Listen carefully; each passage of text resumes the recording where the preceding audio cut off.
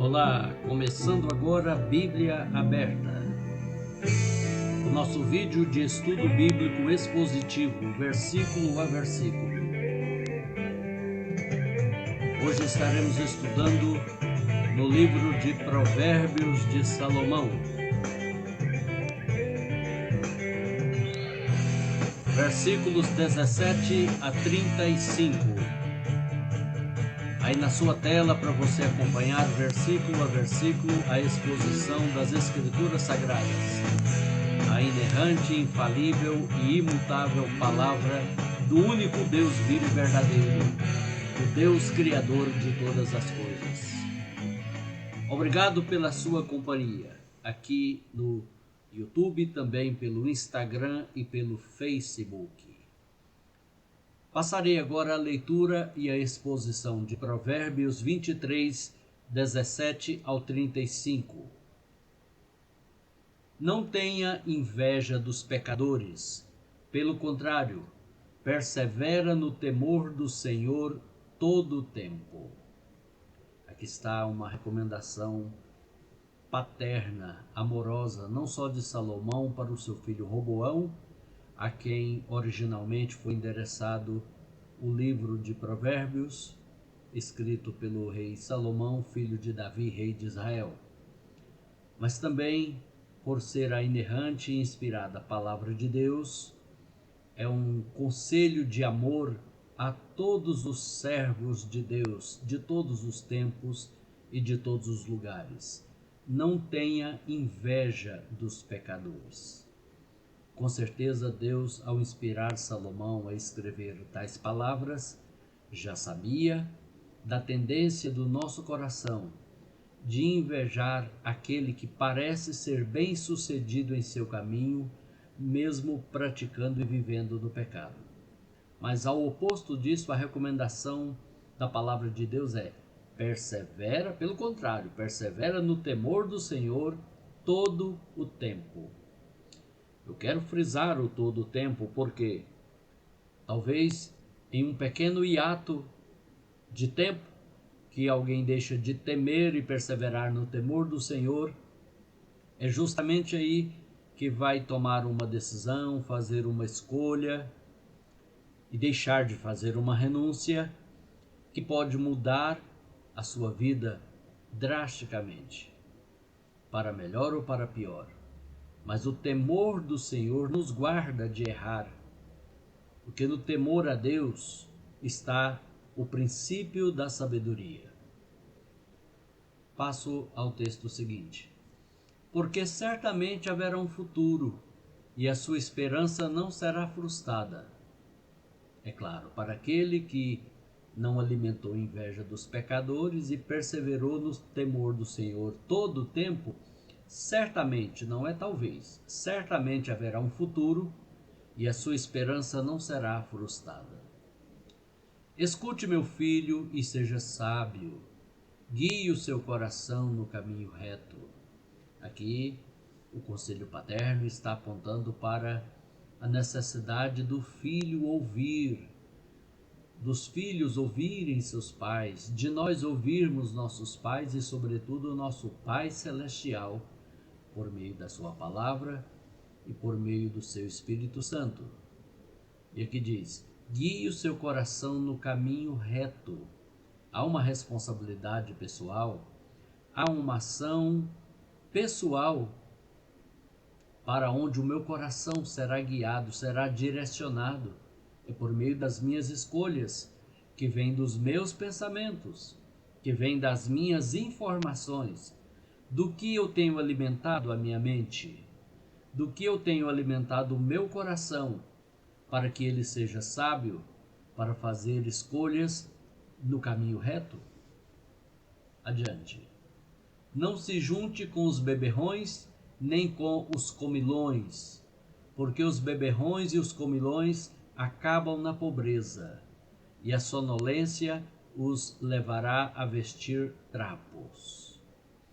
Beberrões, aqui associada à ideia do alcoolismo, da ociosidade, da falta de trabalho, de não buscar o trabalho, de não cumprir com o dever, de não ocupar bem o tempo.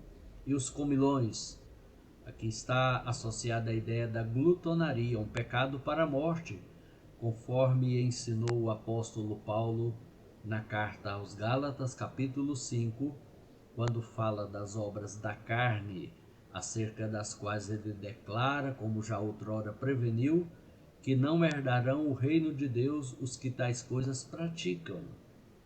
Estamos muito acostumados a associar pecado a roubo, a assassinato, a adultério, a feitiçaria e a idolatria. Mas bebedice também é pecado para a morte.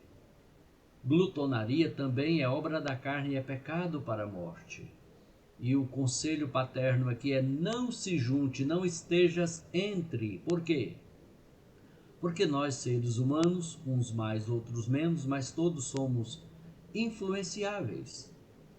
Nós nos moldamos a padrões, a influências, a ícones, ao comportamento do meio onde estamos. Então, o conselho é: não se junte, não estejas entre. E o motivo está logo no verso seguinte. Por quê? Porque os beberrões e os comilões acabam na pobreza, e a sonolência os levará a vestir trapos. Não precisa explicar mais claro, né? Está muito claro. Pobreza, sonolência, vestes de trapos. É claro que essas não são as únicas consequências do alcoolismo e da devassidão moral, do comportamento moral desenfreado, que muitas vezes é fortalecido pelas companhias, pelas influências ao redor. Muitos outros malefícios advêm do alcoolismo. Amados irmãos e irmãs, não há que ter nenhuma complacência com o alcoolismo. Não tem nada de bom, não tem nada de belo, não tem nada de engraçado. Pergunte aos filhos e ao cônjuge de uma pessoa alcoólatra. Pergunte aos pais de um alcoólatra. Pergunte ao patrão, aos colegas de trabalho de um alcoólatra. Pergunte mesmo a um alcoólatra, quando ele estiver sóbrio, se há vantagem, se é engraçado, se de fato é um comportamento engraçado, recomendável. Certamente que não. E o texto bíblico, só mudando aqui, com licença, não reparem o barulho. O texto bíblico vai continuar dizendo no verso seguinte: escute o seu pai que o gerou, e não despreze a sua mãe quando ela envelhecer. O pai, para ser escutado, ele te gerou. Em via de regra, os pais têm o coração voltado a cuidar dos filhos, mesmo quando errarem em algum ponto de vista ou conselho, estão tentando acertar e fazer o melhor. É um mandamento com promessa do Senhor Deus para a humanidade. Honra a teu pai e a tua mãe para que te vá bem e vivas longo tempo sobre a terra, que é o primeiro mandamento com promessa. E aqui uma recomendação: não despreze a sua mãe quando ela envelhecer.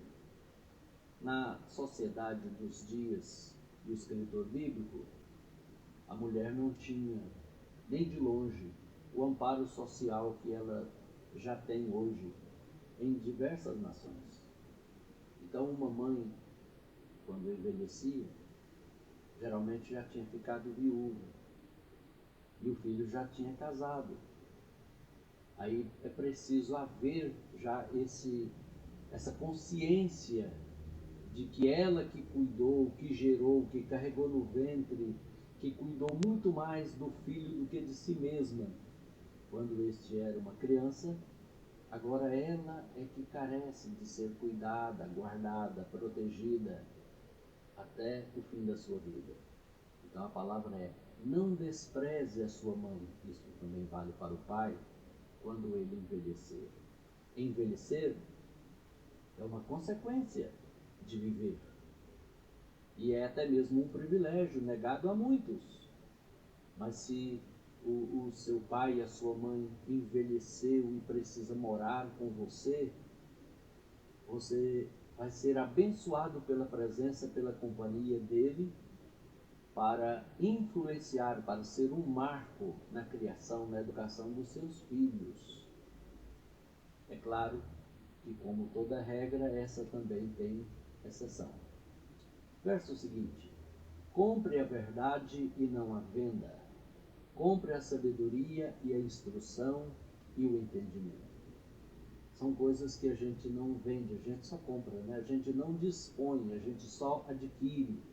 Verdade, sabedoria, instrução, entendimento.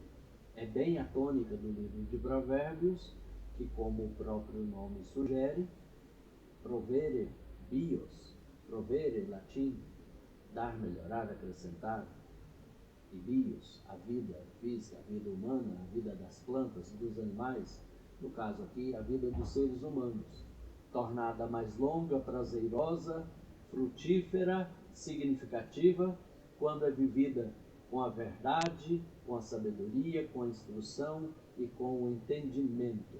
Sabedoria que começa no temor a Deus. Verso seguinte: o pai de um justo fica muito feliz, e quem gerar um filho sábio terá nele a sua alegria. Penso que cada pai e cada mãe que me ouve nesse estudo já sabe disso. O quanto o pai e a mãe ficam felizes quando percebem que gerou um filho sábio, que causa alegria, que proporciona satisfação, uma sensação de realização pessoal, porque os filhos é uma extensão de cada um de nós. Dê essa alegria ao seu pai e à sua mãe, diz o texto, e que se encha de felicidade aquela que o deu à luz. A recomendação é: alegre o coração do seu pai e da sua mãe, sendo uma pessoa justa, uma pessoa sábia, uma pessoa que procede corretamente, com entendimento, com instrução, com sabedoria e com verdade. Meu filho, preste bem atenção no que eu digo, e que os seus olhos se agradem dos meus caminhos, pois uma prostituta é como uma cova profunda, e a mulher estranha é como um poço estreito. Como assaltante ela fica à espreita e multiplica entre os homens os infiéis. De novo, vai reiterar aqui o conselho, a advertência quanto à prostituição, ao adultério, à imoralidade sexual, dizendo que a mulher estranha, a prostituta, o que vale também no nosso contexto de hoje para prostitutos, para homens adúlteros, para homens imorais. Aqui diz que é como uma cova profunda, que a pessoa cai e não dá conta de sair. É como um poço estreito, que a pessoa cai e se acha com os braços presos, não consegue nem sequer se esforçar para sair. Aqui compara como um assaltante que fica espreita, porque geralmente o objetivo é cumprir o propósito do diabo contra a humanidade: matar, roubar e destruir.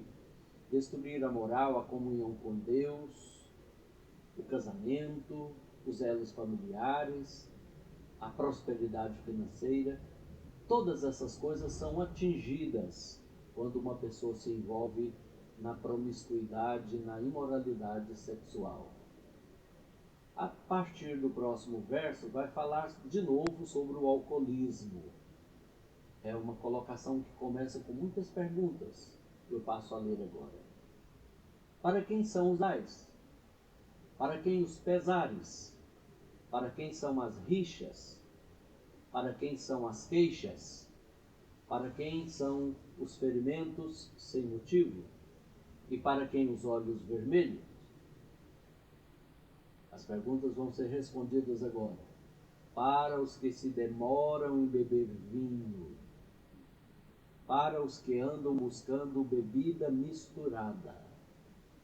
Não olhe para o vinho quando se mostra vermelho, quando resplandece no copo e desce suavemente, pois no fim morderá como a cobra e picará como a víbora.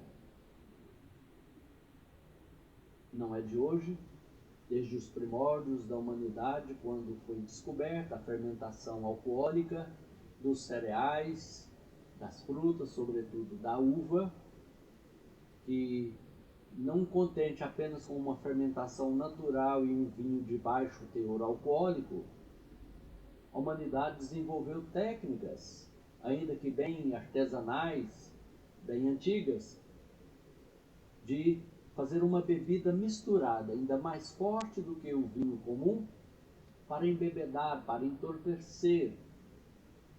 E o escritor bíblico coloca que é daí que vem os ais, ai é a expressão universal da dor, os pesares, os remorsos, as rixas, as queixas, os ferimentos sem motivo e os olhos vermelhos da ressaca, da embriaguez.